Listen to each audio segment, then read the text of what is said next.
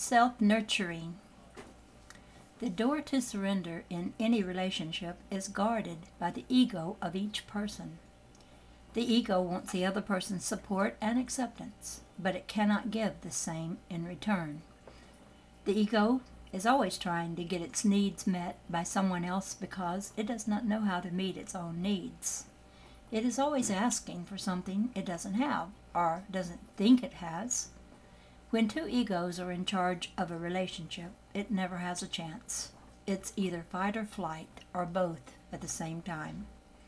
Surrender only happens when the ego steps aside, but it won't step aside until it feels acknowledged.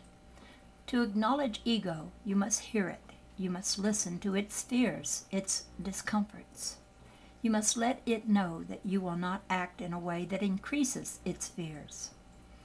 The process of listening to your fears is an ongoing one. As long as your buttons are being pushed in your relationship, you must listen and find out what your fear, your wanting, your neediness are all about. After a while, you see without a doubt that there is no one on earth who could possibly address your fears, not your partner, not even you. All you can do is to be present with those fears until an inner shift occurs. Your awareness gradually brings that shift because your presence for yourself is an act of love. Seeing your fears and being with them creates profound psychological safety. It is the essence of the self-nurturing process. In an intimate relationship, the first thing you try to do is to give this responsibility for self-nurturing to your partner, and your partner reciprocates by trying to give his or her responsibility to you. Once this happens and each accepts false responsibility for the other person's safety, the relationship will be driven by guilt and mutual projection. Don't do this to yourself. Don't do this to your partner. Stand back and take responsibility for your own fears. Take the hand of your own wounded inner child and let your partner do the same. When your ego feels safe because you have been present with its fears, it will step aside. Only in this surrendered state can you meet the beloved. All of your spiritual work is with your fears, not with your partner's. Being aware of your fears clears out a space for your partner to become present with you. This never fails. The ego tries to love, but it cannot do it. It knows only how to want and demand.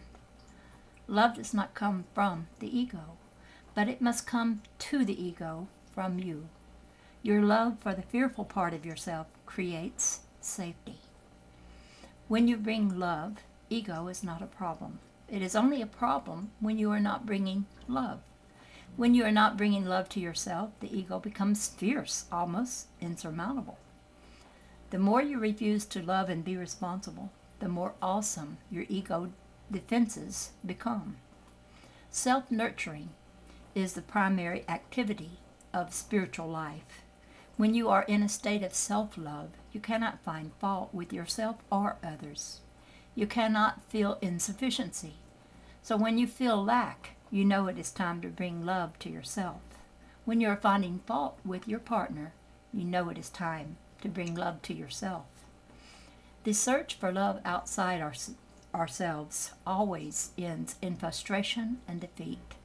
Our egos demand from others the nurturing and safety only we can give, and then we experience rejection and betrayal when others cannot meet our needs. There are no good endings in this dramatic cycle. Every joining ends in a tragedy, not because love is impossible or tragic by nature, but because the one who tries to love is the one in need of love. Love is not need. Demanding love in any specific form is an unloving act. Even if your lover were able to meet your demands, which rarely happens, you would still be unhappy. When one empty hole is filled from the outside, another one opens up. Wanting is a bottomless pit. No matter how much acceptance and approval you get from others, it won't be enough. That's because approval becomes addictive. The more you get, the more you need. The approval of others is an unauthentic substitute for the self-acceptance you require. Only love of yourself satisfies, because it is self-fulfilling. It is not dependent on what anyone else says or does. Suppose, for example, that you want to exercise on a daily basis. If you choose tennis, basketball, or some other team sport, the integrity of your exercise schedule depends on the dependability of the other people.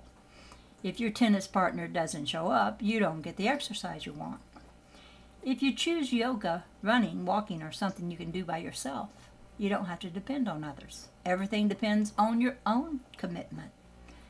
The same is true when it comes to acceptance and love. If you are committed to loving and accepting yourself on a daily basis, you feel loved even when other people aren't giving you praise or attention. You don't depend on others to feel good about yourself. You feel good about yourself and give others the space to feel however they feel about you. It is not necessary that other people like you. It's nice when they do, but it should not be devastating when they don't. Self-worth must be established independently of the thoughts and the feelings of other people. Read that again. Self-worth must be established independently of the thoughts and feelings of other people. Then it is authentic. It is substantial. It is a reservoir of emotional strength that can be drawn on in times of emotional need. Your need for someone else's attention has nothing to do with love. Love is the acceptance and nurturing you give to yourself, which naturally extends to others. When you take good care of yourself, your energy and enthusiasm are abundant, and you are naturally supportive of others. You give them the space to be who they are, because you are able to be who you are without apology. Your presence is empowering to others. People feel good in the presence of love. They do not feel good when presented with demands for love and attention. Once you have learned to answer your own call for love, it is easier to deal with neediness in your partner. You see the hurt child in him and respond to him with compassion. You know that his need for love and your need for love are one and the same. No matter how awkwardly or inappropriately your partner asks you for love, you do not withhold love from him. You can do this because you have learned to love yourself through your neediness and your pain. The more you answer the call for love in yourself and your partner, the easier it becomes to answer it whenever you hear it. You can see how the demands, the manipulations, the guilt trips others present to you are camouflage, hiding their naked cry for attention and approval. You hear that cry because it is your cry. It is the cry of all wounded children for love and acceptance. Ultimately, the subject of love is not as complicated as we make it. As soon as we find one person we care about as much as we care about ourselves, we have found the door. One person's unconditional love for another is what brings Christ forth in the world. When we answer the call for love, there is no need left to be met. It matters not what we think is missing. When love arrives, it is missing no longer. Love is the universal solvent, the elixir of life, the question and the answer at once. Seeking is not finding. For the love seeker, even brief moments of happiness are tinged with grief. For the love giver, every moment, happy or sad, is an opportunity to serve the beloved. The love seeker and the love giver live in different worlds. You yourself live in different worlds depending on the role that you play. If you are looking for love, making lists or demands on the other person, you are pushing love away. The harder you seek, the more you try to control, the more inaccessible you become to the presence of love. The love seeker doesn't know how to love because she goes into her head and closes down her heart. She is concerned with what she is getting. She doesn't care to give anymore.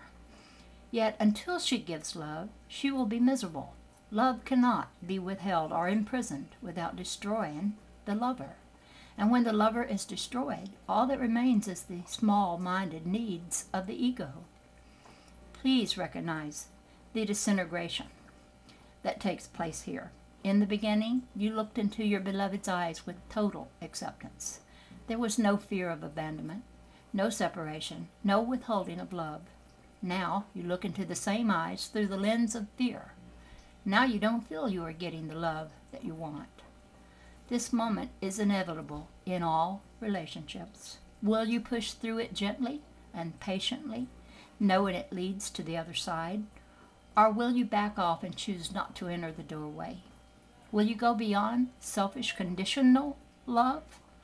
Or will you insist on a love that meets your ego's needs? If you listen to your ego, you will seek love perpetually and in vain. No matter how many partners you try, you won't find one who will love you the way you want to be loved, because all you're seeking is a demand for the love you alone can give. But if you take a deep breath and push through these awkward moments, when it doesn't feel like your partner is meeting your needs, you call yourself back to the heart, and there you learn to see the sparkle in your beloved's eyes that hides beneath her pain.